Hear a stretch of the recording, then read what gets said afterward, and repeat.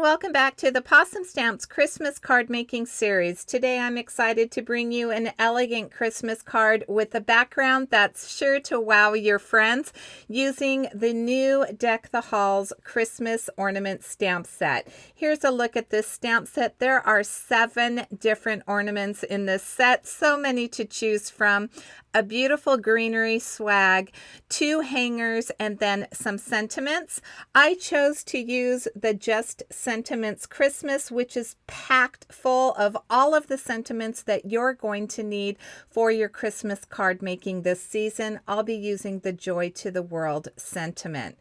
I'm excited to say that there are 2 stencils available now in the Pawsome Stamp store. This one is called Snowflake Flurries and is going to help me add just a little bit more pizzazz to this background. I have Nuvo Shimmer Moonstone Paste, which is a translucent glitter paste. Of course, I have my Gonzai Tombi Starry watercolors. And finally, I'm going to use many sprays from the Ranger line. I have Distress Oxide in Festive Berries and Salvaged Patina. New to the line and limited edition, I have the Mica Stains. I have Snowflake Flurries, Juniper Mist. This is Holly Branch. I'm going to bring in Tree Lot. I show the bubbling calderon right here, but I don't end up using it. And finally, I have the Crooked Broomstick. Come on, let's start creating our card. I do have an A2 size panel. I'm going to spray my mica stains onto my glass mat. I've listed the colors on the screen. I'm spritzing my panel with water as well as the stains that are on my glass mat. I started on the outer edge and I'm doing some ink smushing. So I went around the edge and then I added the color to the center. I did dry in between because when you're layering with mica stains, you want to make sure that you do dry them in between so that you don't get muddy messes. And I'm adding Salvaged Patina Distress Oxide spray. I did not spritz my panel. I didn't want any of that mica stain to move, and so I just spritzed the distress stain with water and swiped my panel through, and that was adding just a little bit more of that beautiful teal onto this panel. That wasn't enough for me though. I am going to use my Gonzai Tombi watercolors. This time I am not going to splatter, but I am actually going to create some veins in my panel. So I added the water to the watercolors and then I placed it on my glass mat. I spritzed it with a little bit of water, and as you could see, I smushed my panel into that gold watercolor, and look at how beautiful that background is. But that's not enough glimmery goodness. No, we're going to use that beautiful Snowflake Flurry stencil that I told you about, and we're going to add the Shimmer Moonstone stain. Now I am going to use my palette knife to add that to my panel, and then once I finish with this, I'll clean off all of the excess. I want to save as much as I can because I love this paste, and I'll take my stencil over to the sink, wash that, my palette knife off. I do set this aside to dry, and here is a look at it all dried. Look at that beauty. I just think that this is so pretty and so elegant. I have a die in my stash that will actually cut out kind of a diamond pattern, and so I am going to cut on the left and the right sides, which is what I'm showing you. I will be left with a diamond that I can actually use on another card, but today I'm just going to add some 1/4 inch foam tape to the back of each of these panels, and I'm going to attach it to a side folding 4 1/4 by 5 1/2 inch card base.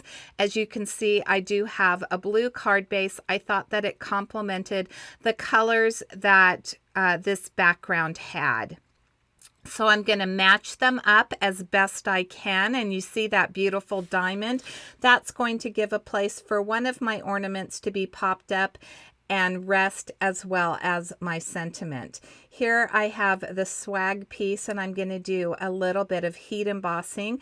I do just have a scrap piece of paper. There are dies available for this stamp set. I don't happen to have them, so I will be using my brother's Scan and Cut to cut out my images. As I said, I did use some Versamark ink, and I used some gold embossing powder. I'm going to melt that powder with my heat tool. I do let my heat tool heat up for about 30 seconds before I bring it to my paper. We're going to use that mica stain again, and we are going to color in our images. So this swag, I'm going to use the holly branch to start with the holly appropriately. And once I finish coloring this in, I am going to move on to, I think I used Tree Lot is the next color that I use, but we'll get there in just a minute. So here I'm adding just a little bit of the watercolor. When I go forward, I'm actually right there. I'm dipping my brush in water, so I am adding water to the mica stain. You can see the first holly leaf, I did end up going direct to paper, and it was just a little darker than what I wanted. I think it adds a nice contrast that all of my holly leaves aren't the same color, but I did want to add a little bit more water to this. So here I've added, I believe I said the Tree Lot, and then I'm going to add a little bit of Salvaged Patina, and we're going to mix the Tree Lot and the Salvaged Patina for our third color. This is super quick and easy watercoloring. This is actually just a piece of accent opaque cardstock. I didn't even use watercolor for this. What you can't see is that I did shake up these mica spray stains. So at the bottom, the mica tends to settle. I shake my bottle side to side to mix up that mica spray.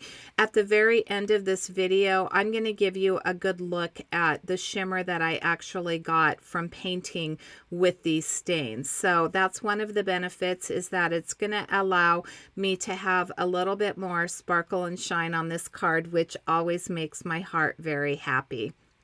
I'm going to take this over to my brother's Scan and Cut, and I am going to cut this out, and then we're going to adhere this swag to the top of our card. So here's a look. Look at how beautiful that background is.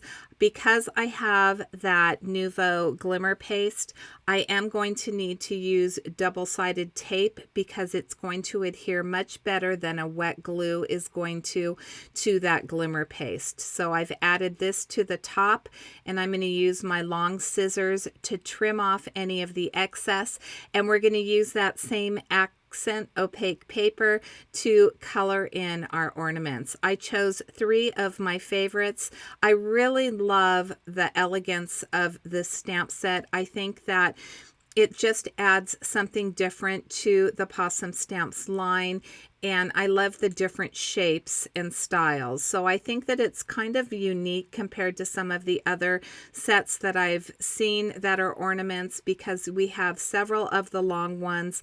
That one on the right reminds me of a dreidel. I just think that the drawing on this is absolutely beautiful. So again, I did do some heat embossing with that same gold embossing powder, and I'm going to use the same colors I've been using to color in my ornaments. I'm starting with the Salvaged Patina, and then I'm going to bring in the Festive Berries. I did add a little bit of water to that just to thin it out a little bit. Now I do want to mention that when you're using the Distress Oxides to color with, you are going to get a more muted tone.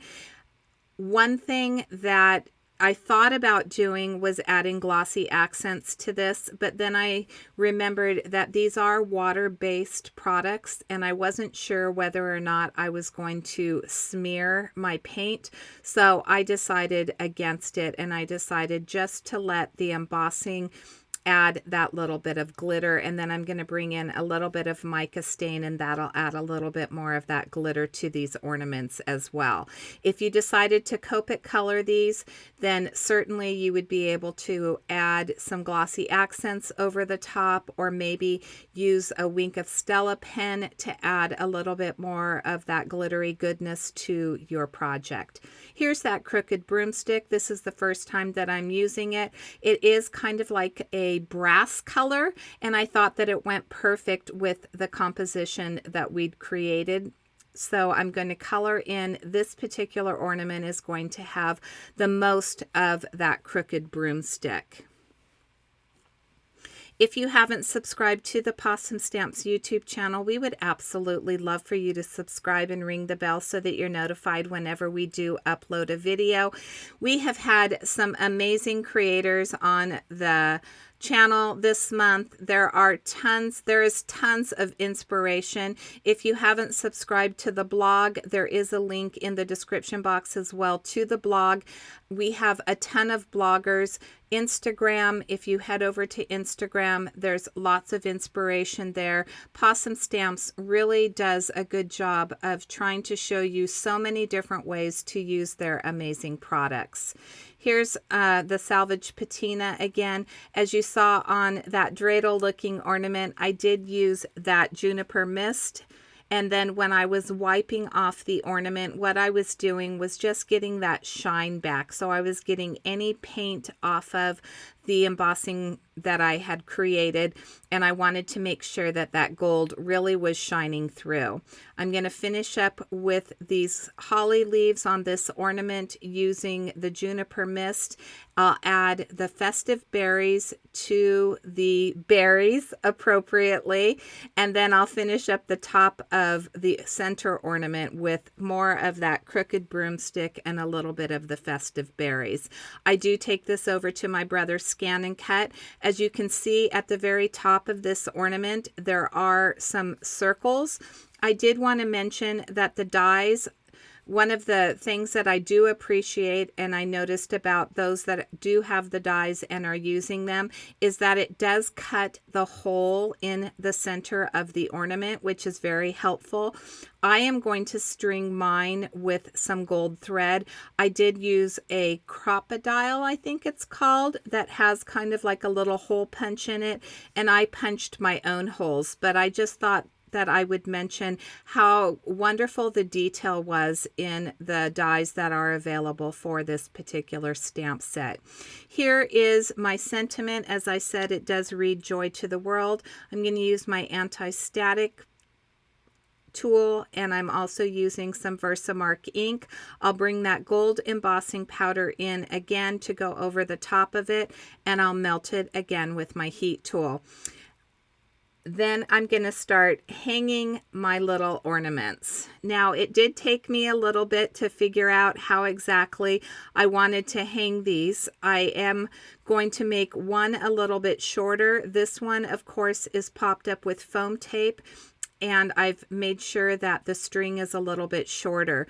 If you didn't notice, I only used one piece of the double-sided tape for my swag, and that was because I wanted to make sure that I was able to tuck these ornament strings underneath. So I'm using my art glitter glue.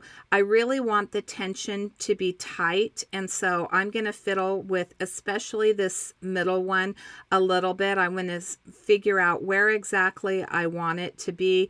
The string tends to loosen up just a little bit, and finally I'll be able to get it perfectly straight and where I'm happy with it. Again, because I do have that Nouveau shimmer paste on my panel, I am going to use some double-sided tape on the outside ornaments, and I'm going to hang this one on the right side. I'm going to pull this all the way through, and then I'm just going to snip off the edge once I get this straight.